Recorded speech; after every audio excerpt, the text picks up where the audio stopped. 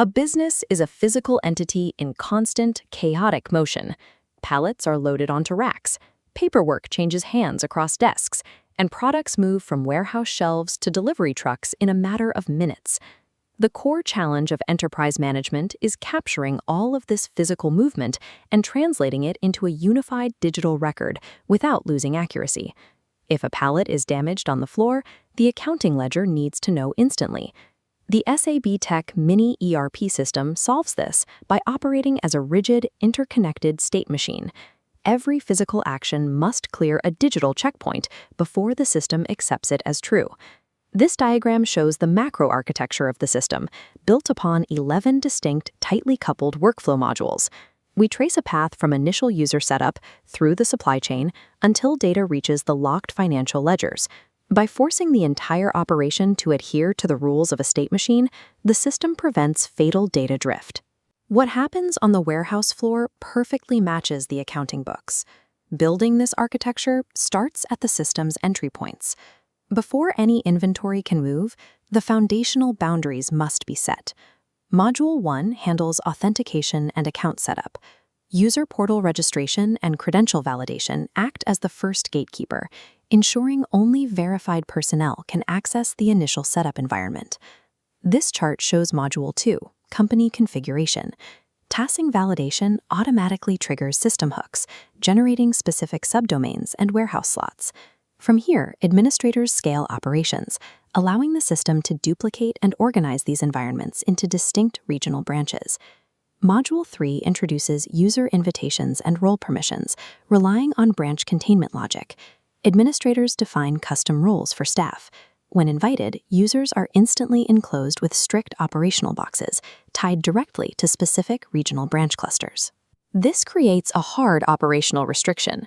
A staff member assigned to Branch A physically cannot view, access, or alter data belonging to Branch B. These access boundaries are the first line of defense. By quarantining users into specific domains, supply chain errors are isolated, preventing mistakes from cascading across the entire corporate network. With the foundation secure, we move to the center of the macro map. Here, incoming physical goods enter the core supply chain, represented internally as digital tokens. Module 5, Procurement Management.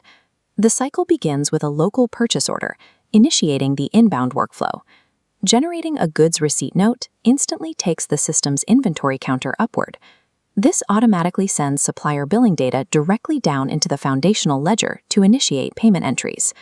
Once received, the goods fall under the jurisdiction of Module 4, Warehousing, which operates on a complex rule set known as bay segregation.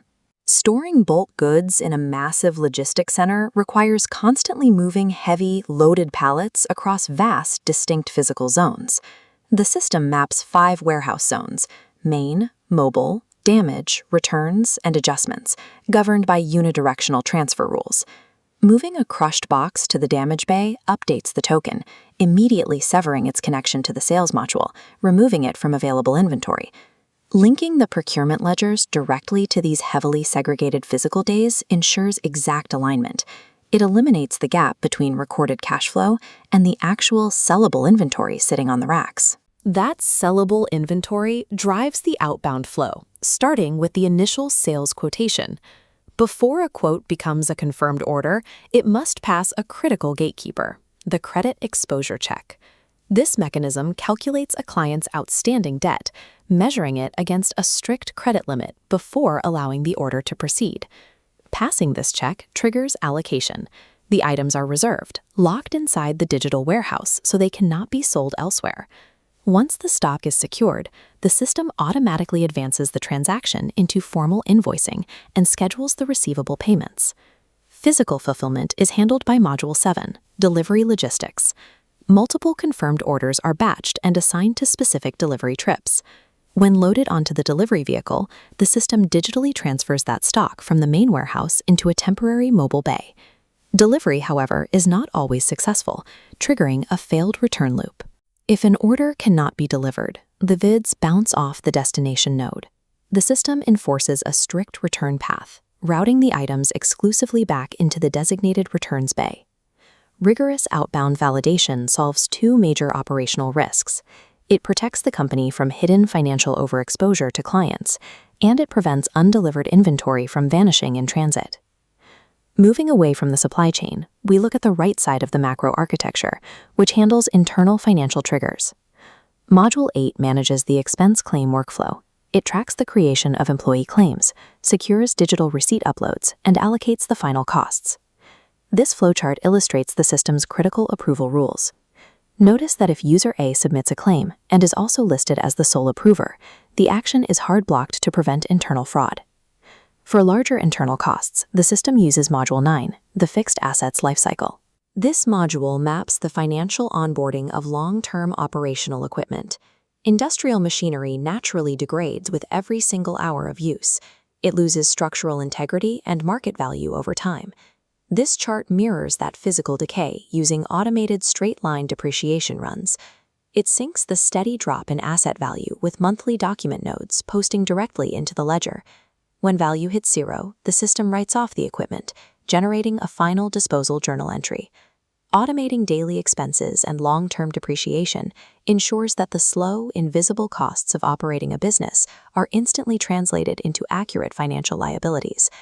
The culmination of this operational cycle is managed by Module 10, Month-End Readiness. This diagram shows the final system checks. Outputs from all 10 previous modules feed into a central ledger vault, securely locked shut. This freeze enforces strict date locking. It stamps out static, read-only document files, ensuring the prior month's accounting records cannot be altered. Overlaying this entire locked architecture is the final layer, Module 11, Super Admin Tenant Impersonation. If a critical issue occurs, super admins can utilize temporary access controls to safely troubleshoot the locked system.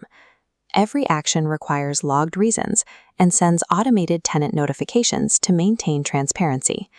By forcing strict rules on every physical action, from transferring pallets between warehouse bays to tracking the slow decay of industrial assets, the SABTECH Mini ERP guarantees one outcome: the final digital record is an unassailable reflection of business reality.